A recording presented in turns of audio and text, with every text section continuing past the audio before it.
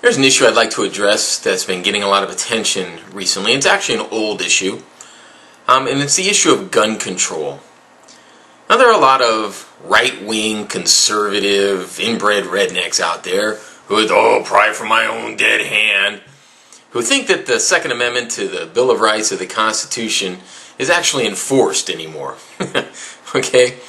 So the idea being that if we allow anybody who wants to have a gun, then there's going to be more crime. Nobody refutes that. Okay? Not active duty military, not veterans, not cops, not sheriffs, not FBI agents. No one. I was a Marine during Vietnam. I was in the Army in Europe.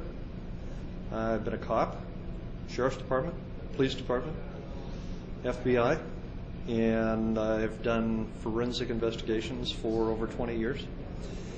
And in my experience, the bad guy, the crook, is going to do the crime, and if he's going to do it with a weapon, he's going to find a weapon, and gun control isn't going to matter, because if he can't buy the gun, he's going to steal the gun.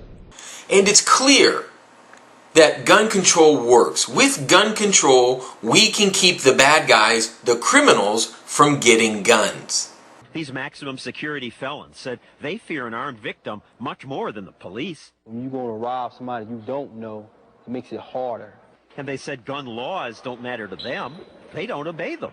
I'm not worried about the government saying that I can't carry a gun. I'm going to carry a gun anyway. Probably the absolute best example of that are Washington, D.C. and Chicago, the only two cities in the country to ban handguns completely. And as of today, those two cities are exemplary in their decreasing crime rates, and especially decreasing violent crime rates. Since Washington's gun law passed, the murder rate actually increased, even while America's murder rate dropped. We have further empirical evidence that shows that gun laws actually keep people safer. Okay, and this is never more evident than the ongoing war on drugs, where a SWAT raid went wrong and left a two-tour former Marine dead. You see, SWAT teams had targeted a series of houses and an ongoing drug investigation, greeted by more than 60 bullets from law enforcement. After shooting Guarenas 60 times, the cops didn't find any evidence of drugs in their raid.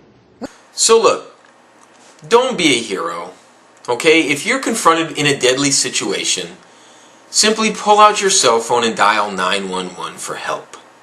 That's the only plausible option you have of being a survivor rather than a victim. Watch. Wallet. Gun. Knee. Right foot. Left foot.